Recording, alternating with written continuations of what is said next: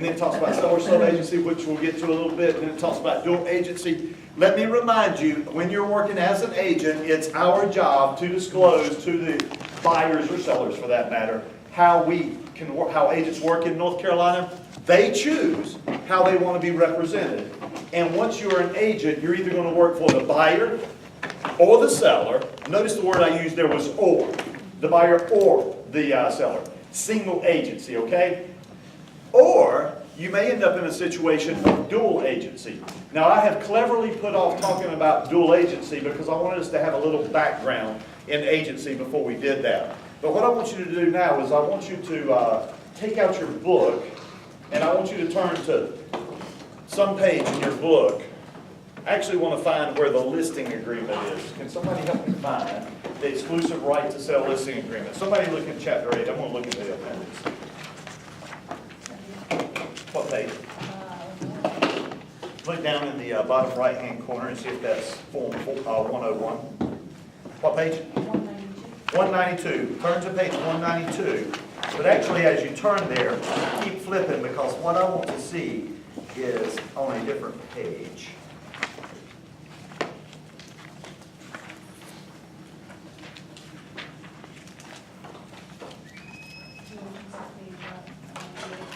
$198.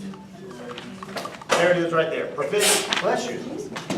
Provision 17 on page 198. Good morning, Arthur. Good morning, Chris. Page 198, provision 17. This is going to talk a little bit about dual agency. I have suggested to you the argument that as an agent, you can work for the buyer or the seller. But what happens if your firm has the listing and then a buyer who you are acting as an agent of ends up looking at a house that's listed by your firm, right? What you are looking at on page 198 is a page within the listing agreement. This is the most likely listing agreement you would use in North Carolina if you list a property for sale. Embedded in the agency agreements, there is the dual agency language. So what we want to look at, the best way to understand dual agency, and if you were not here in class today, your assignment would be to read this closely. This is one of the things that the attorneys wrote really, really well as they were putting the agency agreement together. So what provision did we say, 17? Okay, here's what's going on in provision 17. Christiana, can you speak very loudly, because you're right in the middle of the room, and can you read? I can't read because I don't have my reading glasses on today. But will you start reading quickly and loudly where it says dual agency? Yes. Seller understands that the potential for dual agency will arise if a buyer who has an agency relationship with the firm becomes interested in viewing the property. Stop. All right, do you understand what's going on so far? The seller is signing this listing agreement, okay? And what you just told him is, most of the time I'm your exclusive agent. The only time I would be in dual agency is if someone with our firm, a buyer with our firm, starts looking at your house. Do you understand that that's what it says? Okay, seller, you understand that this could exist. Now remember, dual agency is about informed consent. Right now we're informing them. In a little bit you will see where we ask for their consent. Go. Firm may represent more than one party in the same transaction only with the knowledge and informed consent of all parties for whom firm acts. Okay, keep going. Disclosure of information. In the event firm serves as a dual agent, seller agrees that without permission from the party about whom the information pertains, firm shall not disclose to the other party the Stop. following. I want you to go back and read that last sentence one more time. Go back and read that last sentence. In the event the firm serves as a dual agent, seller agrees that without permission from the party about whom the information pertains. Stop. Do you understand what that's saying? I'm talking to the seller here, and I'm saying, hey seller, I'm asking your permission. I told you I would always work in your best interest. But I'm asking your permission that if I learn something about the buyer, that I not tell you. Do you understand that that's what it's saying? Isn't that kind of weird? I mean, I told the seller I'd always work in his best interest, but now I'm saying, will you give me permission to not disclose these certain things, right? I talked to an attorney one day. If you think this stuff is difficult, it's because it is. I talked to an attorney one day, and I asked the attorney, I said, do you understand what this says? He said, yeah, of course I understand what that says. That means that I will not disclose any of the seller's confidential information. I said, well, the seller already had that deal. What you're asking for, is it okay if I don't disclose the other guy's information? Now, granted, There's no reason you should have the other guy's information. If you're a listing agent, there's no reason you should have the buyer's information, right? But you're literally asking the seller, without the buyer's permission, I cannot disclose the following things. What does it say real quickly? 1, 2, 3. 1, that a party may agree to price, terms, or any conditions of sale other than those offered. Right? 2, the motivation of a party for engaging in the transaction, unless disclosures otherwise required by statute or rule. And any information about a party which that party has identified as confidential, unless disclosures otherwise required by statute or rule. Okay, if I learn that the buyer will offer more, I'm not going to tell you. Now, I'm probably not going to use those words when I'm saying it to the seller. That's literally what it's saying. If I knew the buyer would give more, I can't tell you if we're in a what type of situation. Dual agency. Because not only do I work for you, seller, I also work for the buyer. That's what dual agency is. If there's any good news at all, that is the worst. That's the worst part of dual agency, are those sentences right there. But like I say, if agents would keep their mouths shut, this would not be a problem. Because I shouldn't know anything about the buyer, right? So once you overcome that hurdle, let's go down and look at whatever it is, 2 or B or whatever it is. And let me brief that for you, Christiana, and save you a little bit of time in reading that. Now that we've got the bad part out of the way, that second little section there, is it B? Is that what it is? Yeah. Okay. In section B, it just simply says what I told you a little bit earlier. And what that is, hey, listen, unless a buyer with my firm looks at the house, you got nothing to worry about. It's just exclusive agency. That's all that's being said in B. Does that make sense to you? In other words, I'm getting your permission for dual agency, but I'm only getting it if it arises. Who had 12 minutes? Who had 12 minutes? I had 15. Adam, you had 11? Yes. Adam, you owe him a drink. All right. Okay? We were guessing on how many minutes you were going to be late today. I had 8. You let me down by 3 minutes. Yeah, it's a long story. It really is. Well, if it's longer than 1 minute, don't tell it. We'll get into that later. It's not a big deal. It's exclusive agency, unless a buyer from our firm sees the property. Make sense? Now, I want to go to C for just a second. I want you to look at C1. I'm going to have Christiana read for us in just a moment. But I want to ask you a question before we set this up. One of the things that we talk about as an agent, agents often will talk about what they're going to do for their clients. When they're trying to woo someone to work with them, agents will often say things like this: I will work in your best interest. I will keep your confidential information confidential. But for some reason, agents always say this: I will get you the best deal in this negotiation. I am a great negotiator. It amazes me that agents say this, because it's so interesting. They come into this class and a lot of times they're so timid. They don't know anything about real estate. After a couple of weeks, you start building a little confidence. You ask some of the questions you were asking me this morning. You're starting to be a little more knowledgeable about the field. By the time you have 5 weeks in and then you pass the test, all of a sudden, agents became the greatest negotiators ever. I'm like, I don't know where you got it. We don't teach it in this class. But let me ask you a quick question for you. Has anybody in here recently purchased, let's say you purchased a house. Has anyone recently purchased a house within the last year? Yeah. Okay, Julia, when you purchased that house, who decided how much you were going to pay for that house? The seller? The seller. There's somebody out there right now that has a house for $1.7 million. Are you going to go buy it? No, Why not? too much money. So did the seller decide? I guess I decided. There you go. You decided. You decided. Matter of fact, let's try it again. Has anyone sold a house recently? Anyone sold a house recently? Gina, make it up. Say you have. It was you. Yes, there you go. When you sold your house recently, who determined how much you were going to take for your house? You did. Of course you did. You know why you did? Because you're adults. Now, what Julia said is actually very accurate. What happens in a transaction is there's a buyer and a seller, and then there's the market, right? You can't beat those things. In other words, like I told Julia, she wants to buy a house. She doesn't have $1.7 million. So to some extent, she was limited by her capabilities or what she wanted. She may be able to buy a $1.7 million house, but maybe it doesn't meet her lifestyle, okay? That seller knew how much they were going to take. Here's my point. Do agents determine how much people offer and accept for their properties? I don't think you should. you certainly could suggest to someone, but having said that, I never suggest to someone how much they offer on the house. You know what I do? I educate them. I educate them and tell them what the market is doing in this neighborhood at this point.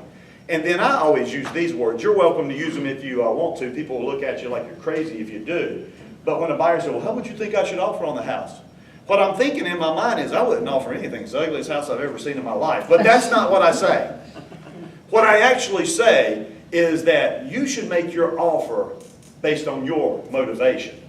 And they look at me and go, huh? How bad do you want the house? I will tell you something about buying houses from my standpoint. This is completely my opinion. When I go out and when we buy houses as a couple, Lisa usually lets me make the decision on the house because I'm in the business and I know more about the negotiations and stuff like that. And to me, you know my thoughts on houses. They're geometric shapes, they're dollar signs. I don't get emotional about that. But you know what? If Lisa told me one day, Chris, go get that house, I would pay whatever the market, whatever I had to get that house. The reason I mention that to you is who knows the buyer's and seller's motivation more than the buyer and the seller? I don't as an agent. I'm going to tell you a story in just a little bit where an agent actually got in the way and probably screwed up their buyer in a particular transaction. Now, why do I tell you that story? I want you to read C1 in the dual agency agreement. Actually, read the lead into it and then read C1. Seller's role. Should firm become a dual agent, seller understands and acknowledges that 1. Seller has the responsibility of making seller's own decisions as to what terms are to be included in any purchase and sale agreement with the buyer-client of firm. Okay, stop right there. Now, do you understand how that goes with the story that I'm telling you? See, here's the deal. If you have sold yourself as this great negotiator, do you know what the first thing you have to take off the table in dual agency is? I can't do what on your behalf? I can't negotiate on your behalf. And if I told you I was a great negotiator and then I say, well, I can't negotiate on your behalf, do you feel like you've lost something? Okay? But if you'll kind of soft pedal that, and then when you get to C1, let me tell you something. If an agent told me C1, well, you're responsible for making your own decisions, I'd say, well, who the heck did you think was going to make my decisions?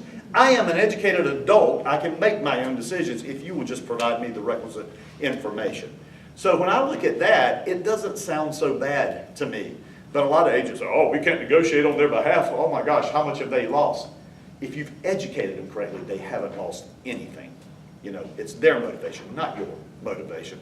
The same language is in the buyer agency agreement on the dual agency part. The only problem is they switch the words buyer and seller. Let me ask you this question about dual agency. You're in the listing agreement. I have my listing appointment. I'm sitting down with the seller. This seller has listed with me because I am with one of the largest firms in the area. All right? When I ask her, will she give permission for dual agency, what do you think she's going to say? I bet she says, sure, whatever. I'm okay with it. Why would someone list with the largest firm in the area and then say, oh, but I don't give you permission to do dual agency? Would that make any sense at all? What's the reason that people list with the largest firm in the area oftentimes? Networking and their face out there. I was thinking the word exposure, but yes, the same concept, right? Why would you list with the largest firm in the area for exposure and then not allow them to practice dual agency? So here's my point. If you're doing the listing presentation, you've got the listing agreement right there in front of you, everything sounds good because everything is written in the seller's interest until you get to dual agency and say, look, if it does come up, will you be okay if buyers from our firm see your property knowing that we would be more of a facilitator or a middleman? As a dual agent, you actually act more of a facilitator instead of an advocate, okay? And I'm going to turn to Al and I'm going to say, will you allow us to practice dual agency if it arises? And she's going to say yes. Here's what I have found out about sellers. You know what sellers want more than anything in the world when they put their house on the market? Top dollar. Buyers. They want buyers because the more buyers they have, the better able they are to produce top dollar, okay? And so what I found out is that sellers, they don't care if it's with another firm, your firm, they don't care if it's the devil himself. If you will get a buyer to their door, that's what they want from you. They will sign dual agency. Now, I got to be a little bit honest with you. On the buyer side, it's a little more difficult. I don't know if I was talking about engineers in this class, wasn't I, Julia?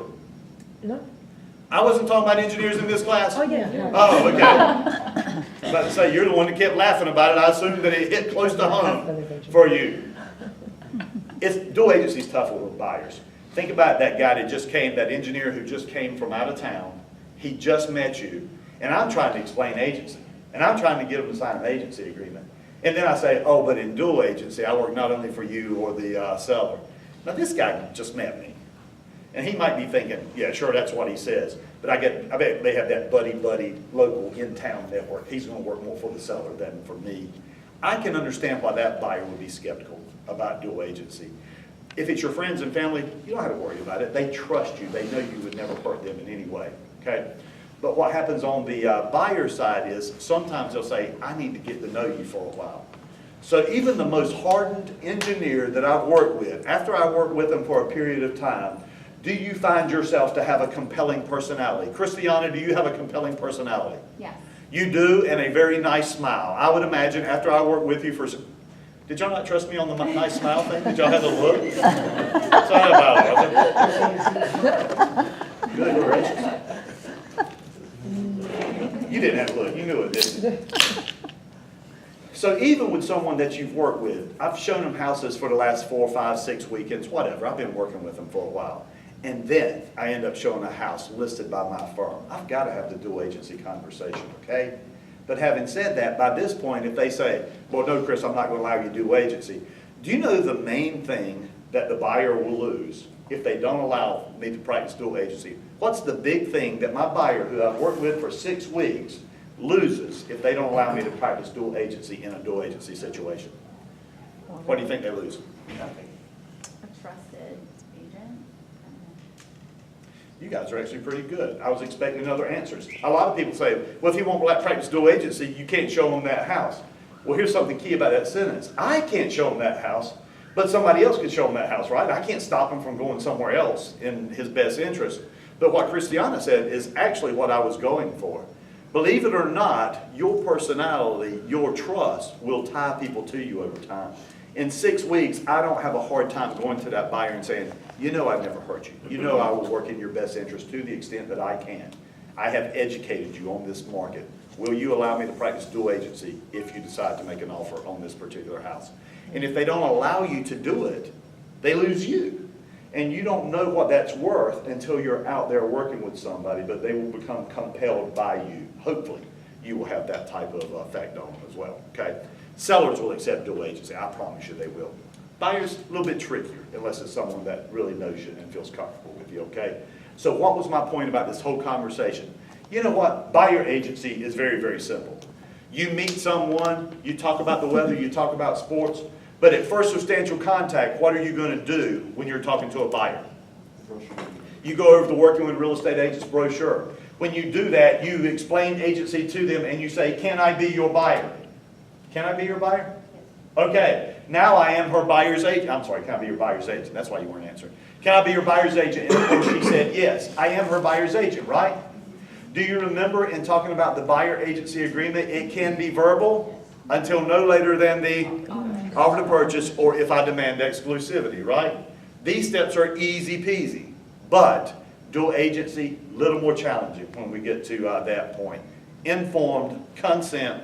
The best way you understand informed consent on dual agency is to read those paragraphs right there. It is probably the best written language that we have in these agency agreements. In Chapter 9, you will be reading, Chapter 8, you'll be reading all these agency agreements. There are some things that are more important than others. That's very important. You okay with that? All right, now, we're also going to do an exercise here this morning that if I had more room, I'd have you come up on the stage, but since we have limited room, I'm going to use your names, if not your bodies. But we're getting ready to do an exercise here where we're going to talk about a couple of main things. For this, Al, you seem to be very good at this, so while I'm talking, I wish you would flip to Chapter 10, and I wish that you would find the offer to purchase and contract standard form 2T. If I had to guess, it's somewhere in the 280-ish area. We're getting ready to do an exercise here that we're going to combine a lot of this stuff, and it's designed to be a 3D exercise so you can actually see it in practice. Okay? What page are you on? Currently I'm on page 276. 276, is that the offer to purchase 2T down in the bottom right-hand corner? Yes. Okay, I want you on a paragraph that says effective date. It's probably the second page of the contract. Yeah, 275. 275, page 275, provision what? G, about halfway down maybe? Okay, I want you to look at a paragraph that says effective date. All right, since you're there, Al, will you read this loudly and quickly for me? Effective date, the date that one, the last one of buyer and seller has signed or initialed this offer or the final counter offer, if any, and two, such signing or initialing is communicated to the party making the offer or counter offer as the case may be. The parties acknowledge. Stop, I fell asleep halfway through. I'm sorry. Why do we pay attorneys to write this stuff? You want me to tell you what that means? The effective date of this contract, capital E, capital D, look at the word, is it capital E, capital D, effective date? Is it in quotations? This is what we refer to as a defined term. Anytime you see a term in a contract where it's capitalized for no apparent reason and in quotations, that is a defined term. We're getting ready to define what effective date means in this contract. Therefore, every time you see it later in this contract, it means exactly the same thing. And here's what it means. Listen closely. Effective date is not the date that the offer was made. Listen closely. It's not even the date that the offer was signed, accepted. But before the effective date exists, before the contract is binding, there has to be an offer, an acceptance, and a communication back to the offering party. For contracts to be binding, there has to be an offer, an acceptance, and it has to be communicated back to the offering party. You will be surprised how big a deal this is in contemporary real estate. Does it surprise you to know in our markets, at least in the very strong pockets of our market, you can put a house on the market in Apex over in Scotts Mill, you're going to have 8 offers on that property. Several of them will be above the asking price, okay? So you think about why that's important. Well, here's the deal. The buyer made an offer. It's a really good offer. The seller accepted it, but is it a contract yet? Because it hasn't been communicated back to the buyer yet, right? Now, the seller planned on accepting that offer and being under contract under those terms. But guess what happened before they could communicate back to the buyer? Another higher offer comes in, okay? The problem today is agents are not using their language correct. It may be that the listing agent said, oh yeah, we have an agreement in terms, everything looks good. When the listing agent said that, what did Al do? She went back and told her buyer, congratulations, we're under contract, right? She went back and told her buyer that we were under contract. The problem is the seller never signed accepting it, okay? And so if you tell someone you have an agreement in terms, and you'll see that sometimes in agreements, usually that means you've come to a verbal agreement. Well, let's put 2 thoughts together here. Do you remember talking about the statute of frauds? Contracts to convey an interest in real property must be in writing to be enforceable. Well, when it says it has to be in writing, it also means it has to be signed by the parties charged therewith, okay? And the terms have to be spelled out. So what was going on over here? If the seller never signs it, I don't care if you had a verbal agreement in terms. Verbal agreements are not binding. Signed, full terms agreements, those are binding. Are you with me? Do you understand the effective date? It's not when the offer is made. It's not when the offer is signed. It's when it's communicated back to the offering party. Okay, bam, that's when you have a contract. And here's a big deal that we'll talk about a little bit later when we get to the contract chapter. Do you know when you can rescind an offer? When can you rescind an offer? Anytime.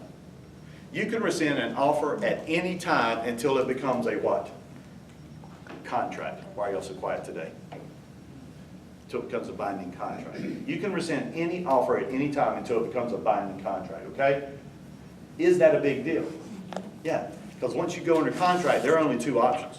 With contracts, you either complete the contract, in other words, you do what the contract said, or you breach the contract. And if it's a breach, there are going to be penalties, aren't there? Typically due diligence or earnest money or something along that lines, all right? So this is a huge deal to know when you're under contract, okay? The other thing that's going to be important is I need you to flip back a few pages and look for the, I'm sorry, forward. You're forward. You're going deeper into the contract. You're looking for the notice paragraph. The notice paragraph should be on the last page of the contract. Keep going, keep going, keep going, keep going. All right. let's look right about, what's it? What does this one say right here? Conduct of transaction. Look at the conduct of transaction. What paragraph is that? 21. 21, okay. Provision 21 on page 283. Provision 21 on page 283. All right, Al, do you still feel like reading? Loudly and fastly, go. The parties agree that any action between them relating to the transaction contemplated by this contract may be conducted by electronic means, including the signing of this contract by one or more of them, and any notice or communication. Stop right here, okay. I need you to, on this part that you're getting ready to say, and any notice, will you highlight that, okay? This is going to be important. And any notice Or communication given in connection with this contract. Any written notice or communication may be transmitted to any mailing address, email address, or fax number set forth in the notice information section below. keep going. Any notice or communication to be given to a party herein, and any fee, deposit, or any other payment to be delivered to a party herein may be given to the party or to such party's agent. After all that, that's the part I wanted you to see right there. Notice communications can be given to the party, the buyer or the seller, right? Or to whom? Or to the agent. Not only can notice be given to the party, it can be given to the agent. Do you understand what that means? If someone communicated to the buyer's agent, it's just like they communicated with the buyer. Do you understand the significance of that? Hey, buyer, you could be under a contract, and in just a few hours, I'm going to be at the beach. And after just a few hours, I'm going to be intoxicated. And so I might not be able to be reached for several days. But if I made an offer before I left, it ends up going under contract. While I'm down at the beach, I decided to just stay. So I don't need my house any longer. I don't need to buy a house in Raleigh any longer. Too bad, I'm already under what? Contract. The minute my agent knew, it's just as if I knew. It speaks to the legal concept of agency, where an agent and their client are as one. Do you understand that that's what those two paragraphs say? Okay, now we have the setup. Are you ready for a demonstration of all that you have learned in this chapter? Are you ready for it? Okay, here we go. Let's go to the board. Lisa, can you see the board through the camera? Okay. Over here, we have a seller. Adam, you are going to be the seller. This is your house right here. It's a lovely house, has an oak tree.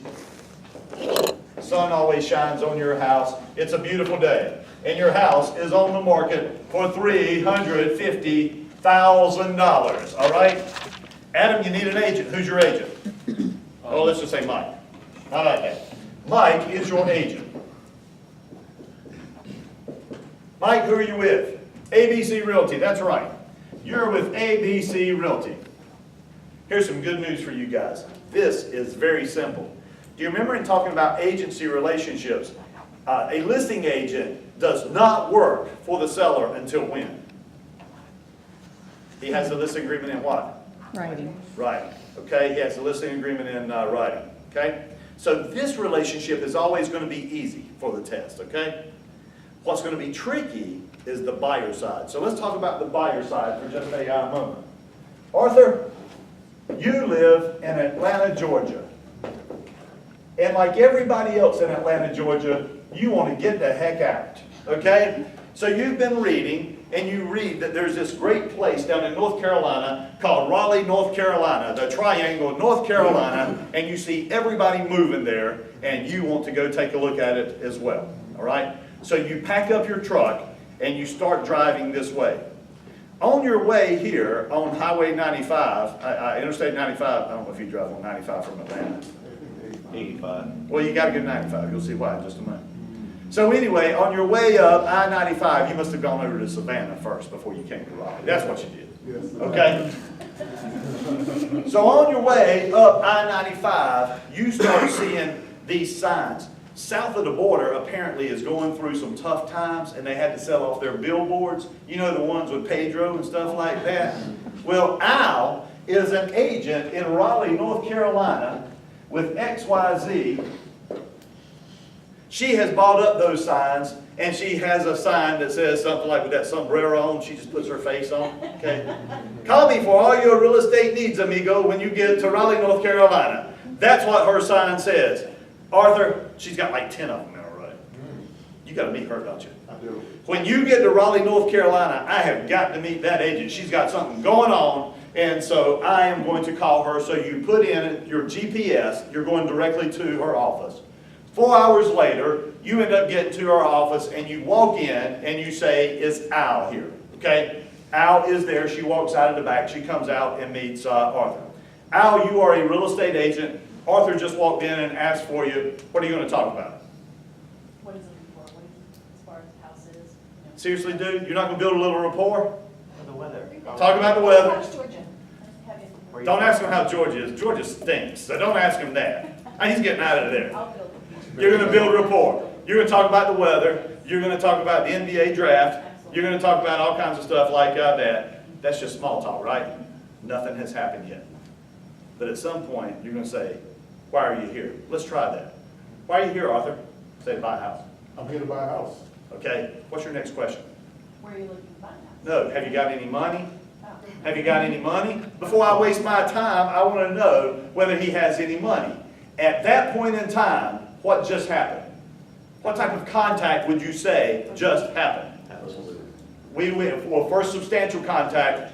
Tim, I told you that you're going to wake up this weekend screaming, "Working with Real Estate Agents Brochure, first substantial contact," all right? So I want you to do that. It'll freak out your guests just a little bit, okay? First substantial contact, working with Real Estate Agents Brochure. Do you understand how we just went from small talk to first substantial contact? We're talking motivation now. We're talking money. And at that point in time, she's going to whip it out. She's going to whip out the Working with Real Estate Agents Brochure, right?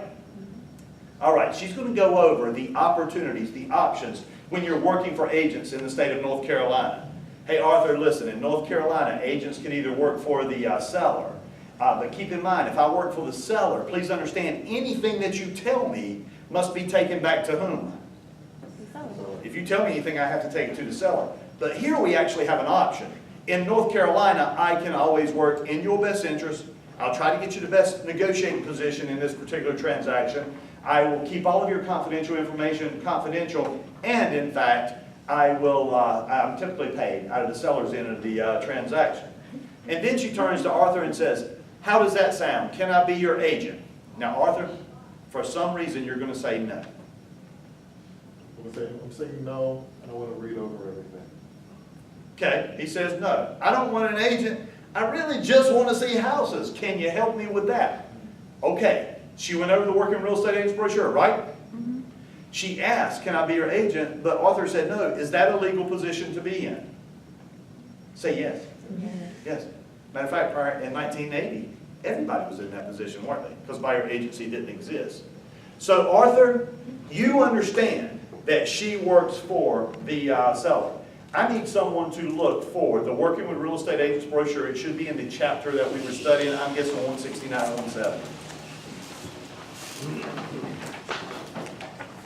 Page 169 and 170. I am going to make the statement right here, and I want someone to prove me correct on this. What pages did you have your right hand on? 169. Okay, 169. I want someone to prove me correct right here. She went over the Working with Real Estate Agents Brochure. Arthur said he did not need a buyer's agent, but I'm still going to ask him